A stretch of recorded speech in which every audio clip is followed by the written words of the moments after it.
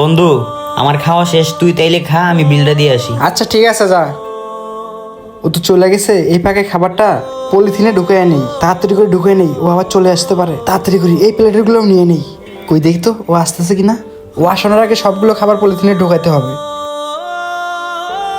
কি রে বন্ধু, কি করতেছস তুই এটা? আল্লাহ, বন্ধু যদি দেখে ফেলাইলো।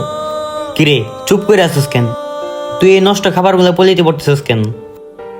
না বন্ধু, মানে আসলে বাসায় অনেকদিন ধরে ভালো মন্দ কিছু খাই না রে। আর বাসায় আমার মাটা না খাওয়া রয়েছে, তাই ভাবছিলাম এখানে তো খাবারগুলো নষ্ট হইতেছে, সেগুলো আমি পলিথিনে করে বাসায় নিয়ে যাই, সেজন্য পলিথিনের ভিতর ঢুকাইছি। এই জন্য তুই এই নষ্ট খাবার নিয়ে যাবি? তোর মা মানে আমার মা না বেটা? চল আজকে আন্টির জন্য পার্সেল করে খাবার নিয়ে যাব।